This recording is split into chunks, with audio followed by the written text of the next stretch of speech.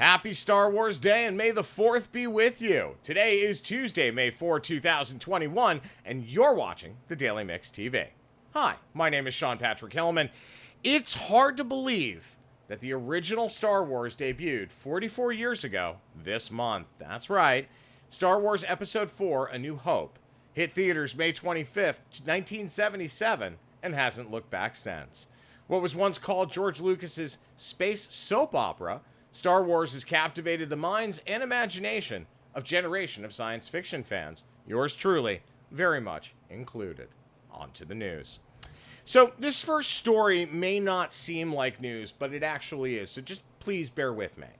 As many of you may remember, my wife Kylie and my first dog, Snickers, who was also the first spokes dog for Rock and Rawhide, passed away in September from cancer.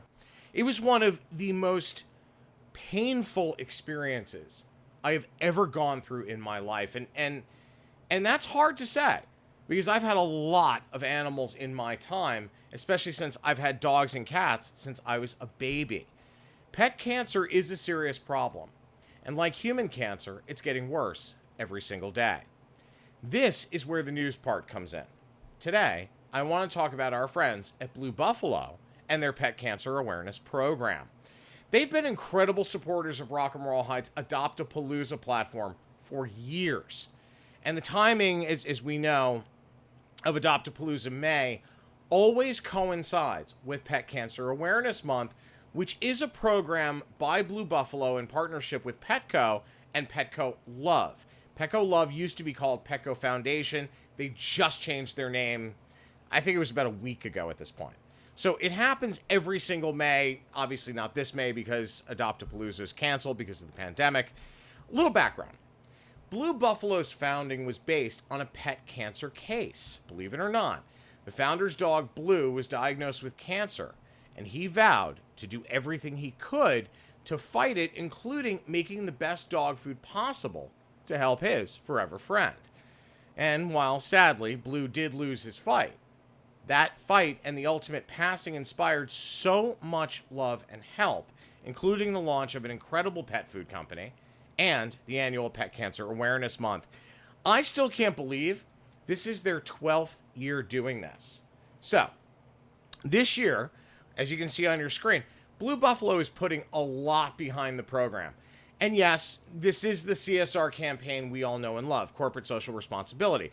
They're spending heavily on social and a full page in People magazine, as well as in-store demos and giveaways and a handful of other things. Why are they doing this? Because the company fully believes in their mission and their CSR platform. That is how you do a proper marketing CSR program. A full 360-degree push against the objective to ensure maximum impact and viability. This year, Blue Buffalo is giving away tote bags and other prizes to donors, both in-store and online. So to donate, head to your nearest Petco, and you can donate at the register, or you can go to petcancerawareness.org, which you see on your screen.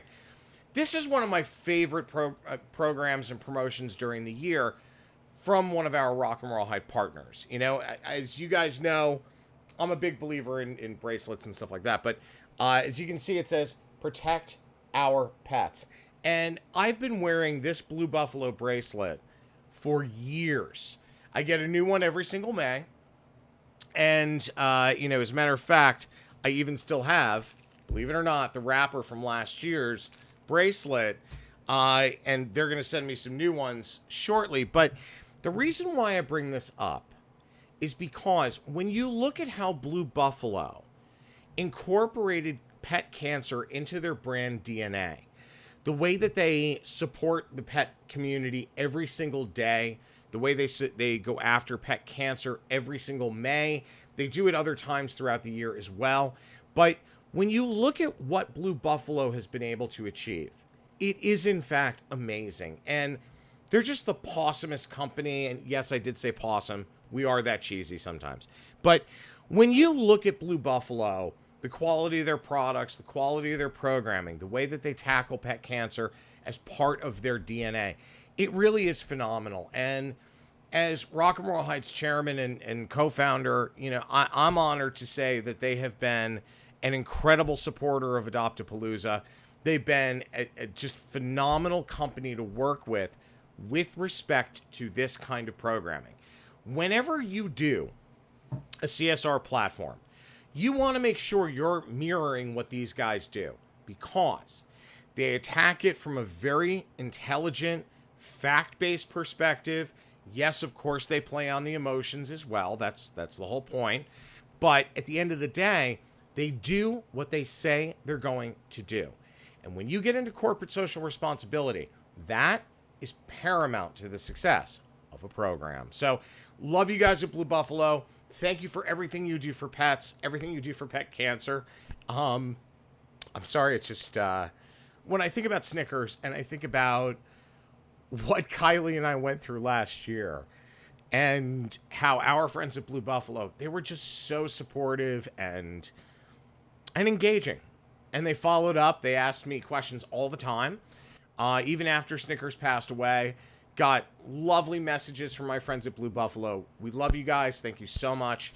I'm really, really sad that this year I'm not on stage talking about pet cancer awareness and Blue and everything else with our local Blue Buffalo representatives at Adopt-A-Palooza. But you know what? I'm sure they're going to support the September event, and I look forward to having my friend Judy back up on stage to talk about pet cancer awareness and why it is so incredibly important for the community. Bill and Melinda Gates have announced they are divorcing after 27 years of marriage. As most know, Bill Gates is the co-founder and former CEO of Microsoft. Now, the couple originally met back in 1994. If memory serves me correctly, it wasn't an event in New York. It was a tech event. Both have become increasingly dedicated to philanthropy, and they started the Bill and Melinda Gates Foundation, focusing on health and wellness, environment, and certainly education, which is a big deal for them. They currently serve as co-chairs and trustees for the Bill and Melinda Gates Foundation. Now, in a joint statement, the former couple, who have pledged to give away more than half of their wealth, I mean, I think last time I checked, I think Bill Gates was like north of $140 billion in personal value. So when you look at a $70 billion giveaway, that's a big number. Anyway, they have stated that they're going to continue to work together through the foundation.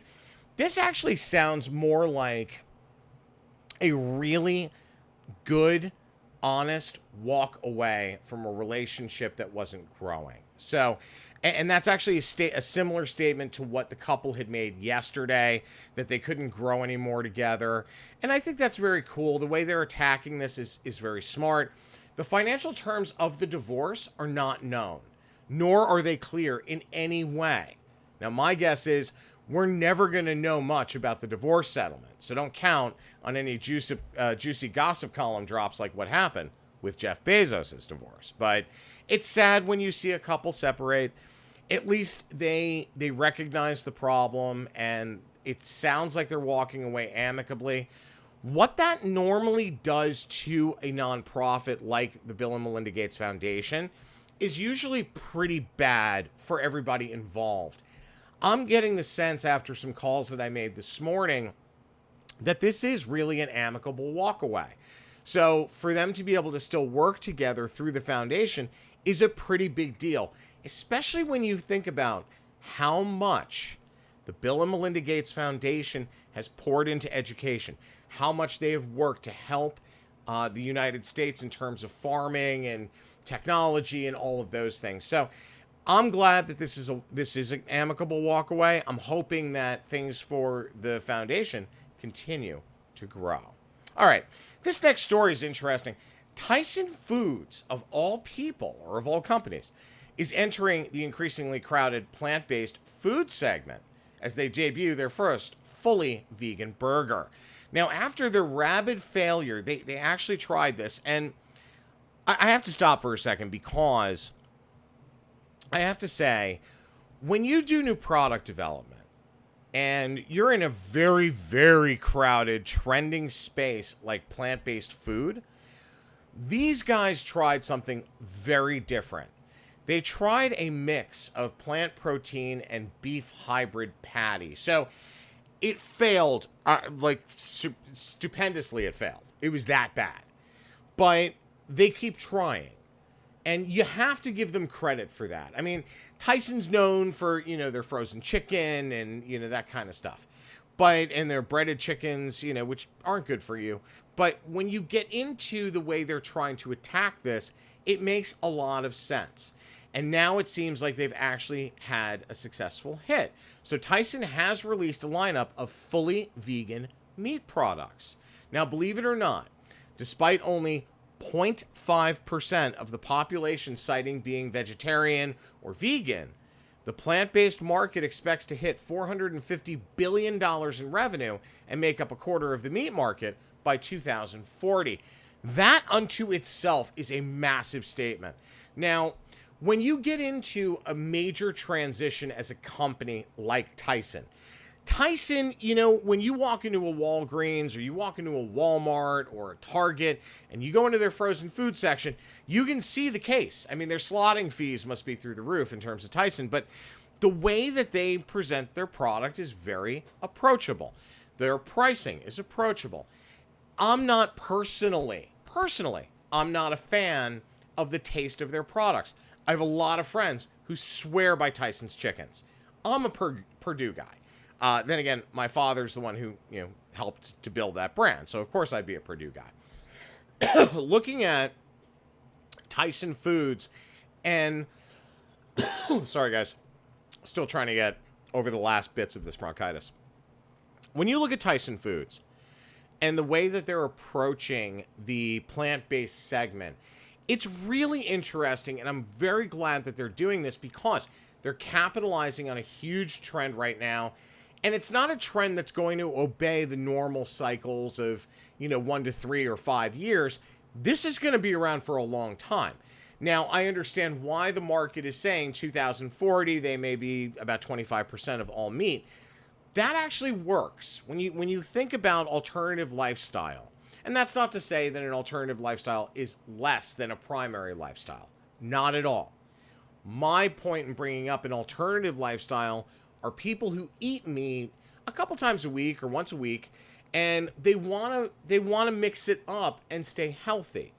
Plant-based proteins have been dragged all over the spectrum. I mean, one story you read that it's horrible for you and it's all chemicals. Another story you read that it's incredible and it's really good for you. So who knows? But as my old man used to say to me, the best diet and the best way to stay healthy is just to do this. Push away from the table and certainly the large portions.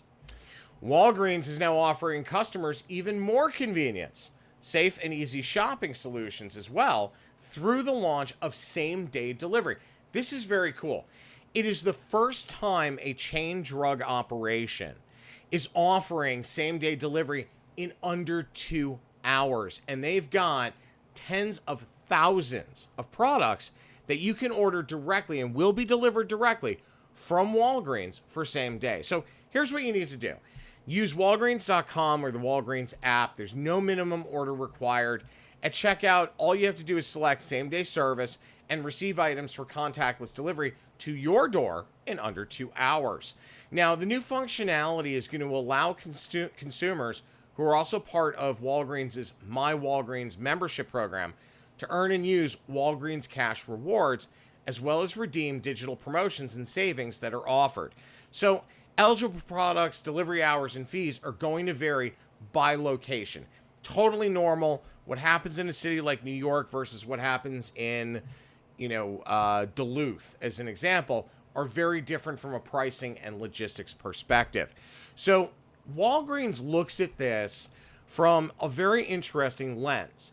They had a quote out by Stephanie Cruz, who's the VP of Digital Commerce, that said, as the country gets ready to emerge from the pandemic, Walgreens continues its focus on enhancing our customer experience through integrated and simplified shopping solutions.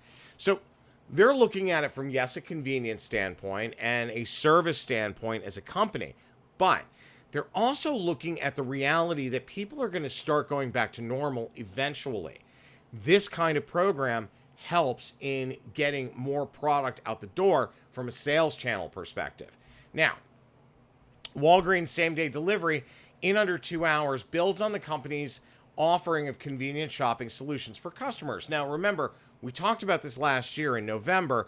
Walgreens launched pickup in as little as 30 minutes in the store. They also had curbside and drive-through, and they've since built on that to offer combined pickup for retail products and prescriptions. So Walgreens seems to be trying to really pivot their business and not be the way that they were perceived a couple of years ago, which was challenge after challenge after challenge, especially that disaster known as the National Reset at Walgreens and Duane Reade locations. Now, it's unclear right now because the company does work with Postmates, DoorDash, and Instacart.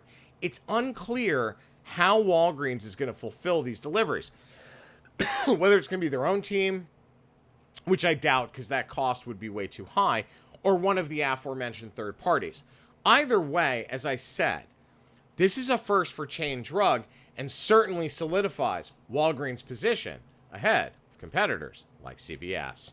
All right, guys, I'm out of time. We have a short episode today. My name is Sean Patrick Hillman. If you have any questions, comments, or story ideas, please email thedailymixtv@gmail.com. We'll see you tomorrow on Hump Day, and enjoy. May the 4th be with you.